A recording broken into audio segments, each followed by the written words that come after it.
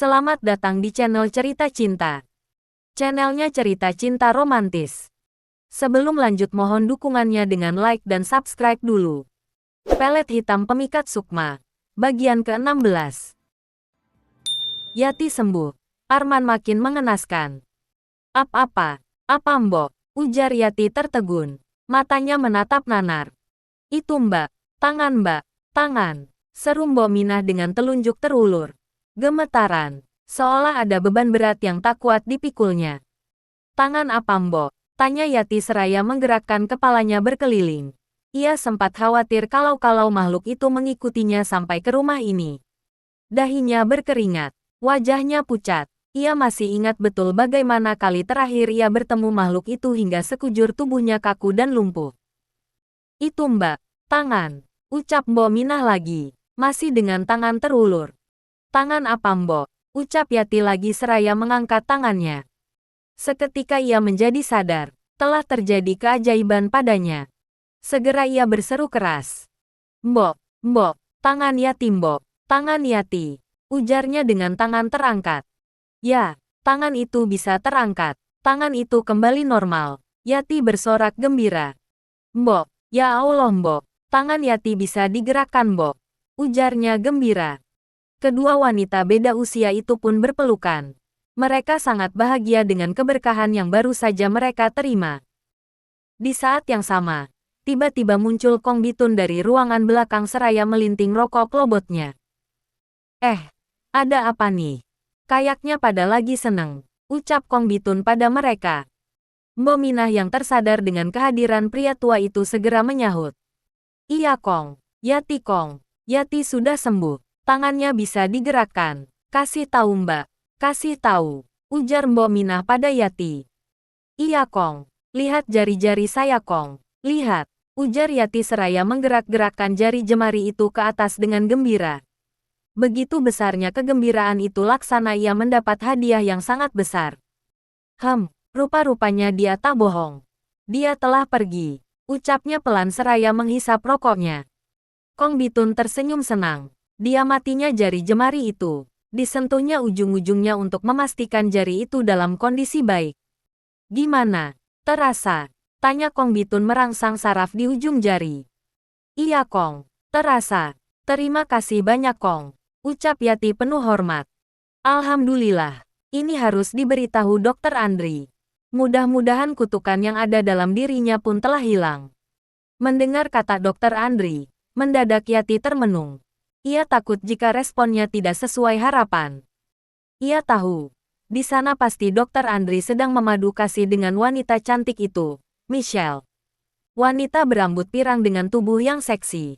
Juga wajah yang sangat cantik. Jauh berbeda dengan dirinya yang hanya seorang perempuan kampung.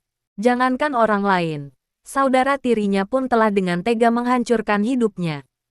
Tanpa terasa air matanya kembali menetes. Kenapa Yati? Kamu nggak mau memberikan kabar baik ini padanya?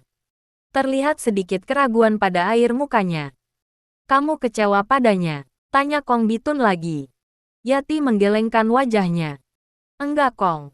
Yati tahu benar. Yati nggak cocok menjadi pendampingnya. Lalu, Yati mau pergi saja dari kehidupannya.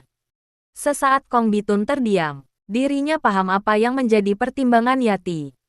Ditatapnya lembut wanita itu. Ia teringat akan anak perempuan semata wayangnya. Jika saja ia masih hidup tentu usianya pun takkan jauh beda dengan Yati kini. Lalu, kau mau kemana nak? Ucap Kong Bitun lembut. Ia tak ingin Yati kembali terluka. Enggak tahu Kong. Hanya saja aku mau menjauh darinya untuk sementara ini. Kong Bitun menatap Mbok Minah pelan. Bu, punya solusi untuknya. Mbok Minah yang ditanya hanya bisa terdiam. Ia sama sekali tak tahu harus berkata apa. Bagaimanapun juga saat ini ia masih bekerja di Dokter Andri. Baiklah, bagaimana kalau untuk sementara waktu kamu di sini dulu? Nanti kalau kamu sudah sehat betul akan kubantu cari pekerjaan. Sehingga kau tak perlu terkatung-katung di jalanan. Hidup ini keras nak, ucap Kong Bitun lagi dengan lembut. Yati hanya bisa terenyuh dengan segala perhatian yang mereka berikan. Baik Kong. Terima kasih atas bantuannya. Ucap Yati lagi seraya mencium tangan Kong Bitun. Baiklah, sekarang kamu istirahat dulu. Jangan terlalu banyak bergerak. Jikapun mau bergerak, usahakan dalam porsi kecil dulu. Kamu bisa memulai dengan gerakan-gerakan jemari kaki dan tangan. Hal ini untuk menghindari trauma pada otot-ototmu. Besok baru kita tambah gerakannya. Insya Allah dalam 2 hari kamu sudah bisa bergerak normal. Baik Kong, ucap Yati berbahagia. Saat ini Yati benar-benar berbahagia. Sesaat ia terlupa akan kepedihan hatinya setelah pernikahannya gagal dengan Dr. Andri. Baginya saat ini, kesembuhan dirinya adalah berkah yang luar biasa. Ia siap menyambut hari dengan jauh lebih kuat. Selamat datang besok pagi, ucapnya sebelum memejamkan matanya. Seulas senyum tampak terukir di sana. Sementara itu di sisi lain, tampak Arman, mantan suami Yati yang juga sekarang terusir dari rumahnya menggelandang tak tahu arah. Tak tentu sehari ia bisa makan. Jikapun bisa pasti hasil dari mengorek tempat sampah. Sore itu, selepas ia mengemis di perempatan lampu merah Cengkareng, dengan kaki lemah ditelusurinya jalan Kapuk Kamal. Dengan langkah gontai ditelusurinya jalanan yang tampak ramai oleh lalu lintas. Tintin, Tintin. Beberapa pengendara tak sabar melihat jalannya yang terseok-seok. Ia memang sengaja tidak berjalan di trotoar. Dipilihnya lambung jalan yang banyak dilalui kendaraan. Lelah hatinya karena terusir, juga karena rasa bersalahnya pada Yati menjadikannya putus asa. Tak ada lagi yang dipedulikannya. Saat ini hanya satu yang diinginkannya. Bertemu dengan Yati mantan istrinya. Atau bisa jadi juga bukan mantan. Karena secara hukum ia sama sekali belum pernah mengurus perceraiannya. Hoi, orang gila, jalan yang bener dong, ucap seorang pengendara yang tiba-tiba saja sudah berada di belakangnya. Sekilas ia melihat pengendara itu. Tak ada niat sedikit pun meresponnya. Tak ada gunanya pula.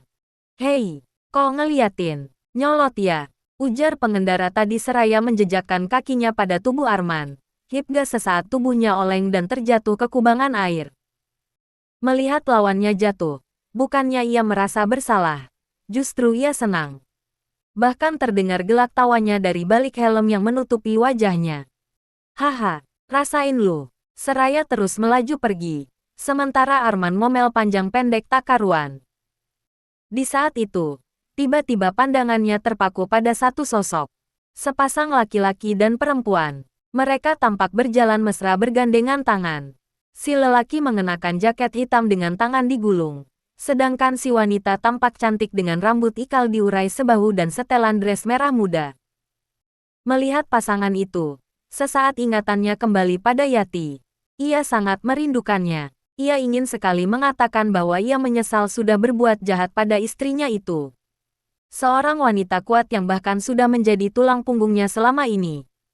Tanpa terasa, tiba-tiba tubuhnya ambruk di trotoar, tempat tadi pasangan muda itu melintas.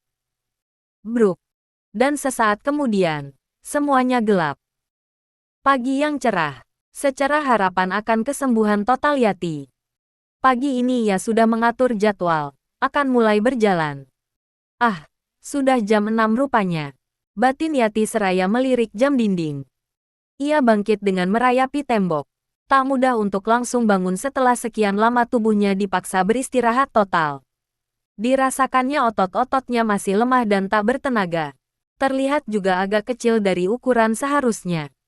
Dilangkahkannya kaki perlahan. Namun, baru beberapa tindak, kembali ia terjatuh duduk.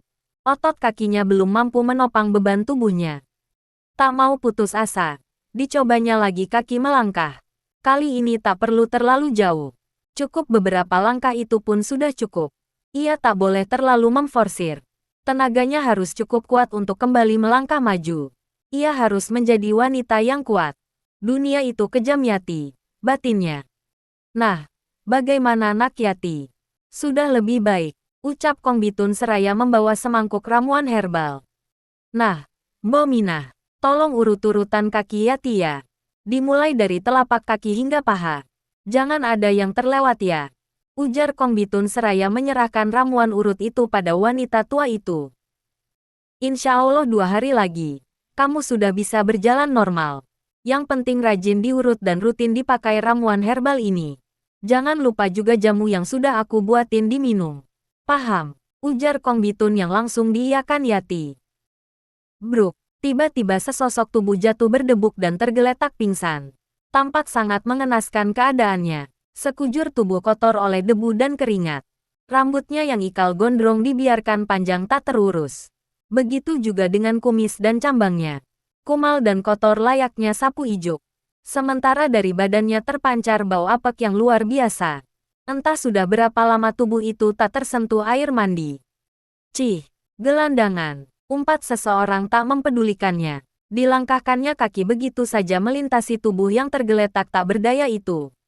Yati yang saat itu sedang sibuk di tempat kerjanya melirik sekilas. Ya, sudah 3 hari ini setelah badannya fit ia mulai berjualan mie ayam di pinggir jalan. Tentunya dengan ditemani Mbok Minah sebagai rekanannya. Siapa Mbok? Tanyanya pada Mbok Minah yang turut membantunya. Nggak tahu Mbak, paling hanya gelandangan yang sakit. Biasa itu mah, kata Mbok Minah tak acuh. Mungkin baginya memang kehadiran sosok itu tak terlalu penting. Yati sesaat memandang keluar dari balik jendela. Sepertinya dia kenal sosok itu. Tapi di mana dan kapan ia sudah lupa. Nggak perlu ditolongin Mbok, ujarnya sekali lagi. Biarin aja Mbak, nanti kebiasaan. Biasanya orang begitu kalau ditolongin malah balik mukul kita. Ibarat nolong anjing kejepit Mbak. Gumamnya seraya terus menyayangi sayuran hijau di tampah. Tapi nanti kalau dia kenapa-kenapa gimana Mbok? Gimana maksudnya? Ya, kalau mati di sini gimana Mbok? Apa malah nggak makin seram? Tak terdengar jawaban Mbok Minah atas pertanyaannya. Mungkin sedang sibuk dengan urusan lain di belakang. Merasa tak tega, didatanginya sosok laki-laki yang tergeletak itu. Dan alangkah terkejutnya saat dibaliknya sosok itu. Astaga! Mbok! Segera Yati berlari menjauh dengan segenap perasaan kaget. Ia berlari ke belakang dengan menekap mulut dan matanya yang bersimbah air mata. Mbok Minah yang masih sibuk terkesiap dengan perubahan sikap Yati yang tiba-tiba. Ada apa Mbak? Ada apa? Ujarnya cemas. Itu Mbok, itu. Ujar Yati seraya menunjuk sosok gelandangan yang pingsan tadi. Mbok Minah yang penasaran segera bangkit dan perlahan didekatinya sosok gelandangan tadi. Yati, maafkan aku Yati. Gumam pria itu tak jelas. Terus saja kata-kata itu digumamkannya tak henti-hentinya. Mbok Minah yang melihat jadi tak tega. Dia berdiri menghadang sosok itu yang seolah mau masuk ke warung untuk mencari Yati. Heh, siapa kamu? Apa yang kamu cari? Mana Yati? Mana? Aku mau dia. Aku masih mencintainya. Mana Yati? Yati, aku minta maaf Yati. Aku masih mencintaimu. Ujar pria itu lagi dengan muka melas. Mbok Minah segera mundur perlahan. Ia tahu, saat ini yang dihadapinya bukanlah orang normal. Ia sudah gila. Mbak, memangnya itu siapa Mbak? Ujar Mbok Minah seraya berbisik pada Yati. Sementara Yati tak langsung bisa menjawab. Air mata masih saja terus mengalir dari matanya. Siapa Mbak? Apa itu mantan suamimu dulu? Sesaat setelah terdiam, Yati mulai menjawabnya. Iya Mbok, dia Mas Arman. Mas Arman suamiku. Tepatnya, mantan suamiku. Sementara itu, tanpa bisa dicegah sosok Arman sudah masuk dan mulai mengiba-iba untuk bisa dimaafkan olehnya. Tak dipedulikannya tatap aneh para pelanggan yang sedang duduk menyantap hidangannya masing-masing. Yati, maafkan aku Yati. Aku masih mencintaimu. Maafkan Mas Yati. Ujarnya tak jelas. Layaknya bergumam. Yati yang sudah mulai bisa menguasai diri mencoba menjawab walaupun masih menjaga jarak. Apa yang terjadi padamu Mas? Apa? Ujarnya tak tega pada Arman. Bagaimanapun ia pernah mendampingi suaminya itu bertahun-tahun. Aku telah dikhianati adikmu. Adikmu itu memang kurang ajar. Baji asteris-asterisan. Dia mengusirku dari rumah kita. Dia telah berselingkuh dengan Wisnu sahabatku. Arman terisak layaknya anak kecil. Sekarang aku yakin sama kamu Yati. Kamulah yang benar. Aku percaya sama kamu. Kamu dulu pasti sudah dijebaknya. Dijebak manusia durjana itu. Hahaha. Dia memang kurang ajar. Wanita siluman. Hehehehe. Huahahaha. Berulang kali Arman mengomel panjang pendek dan tertawa-tawa. Uhuk-uhuk. Uhuk-uhuk. Arman tampak lemah tak berdaya. Tubuhnya yang kurus kerempeng membuat penampilannya makin miris. Kamu sakit, Mas? Tanya Yati tak tega. Enggak, aku sehat. Nih, ujarnya seraya memamerkan otot bisepnya yang kering kerontang layaknya kayu kering. Nanti, kalau aku ketemu Wisnu, akan kupukul dia hingga pingsan. Huahahaha, ujarnya seraya memukul dadanya sendiri layaknya King Kong. Namun nahas, saat dia unjuk kekuatan, pukulannya terlalu keras menimpa dada kerempengnya. Dan di saat yang sama, tiba-tiba dari mulutnya meluncur muntahan darah hitam kecoklatan yang berbau anyir dan busuk. Buk, buk, buk. Sur. Kuek, kuek. Tampak darah itu meluncur deras membasahi baju dan badannya. Dan sesaat kemudian, ia kembali terjatuh pingsan. Tubuh itu kembali diam tak bergerak. Mbok, harus bagaimana ini Mbok? Ujar Yati kebingungan. Bersambung.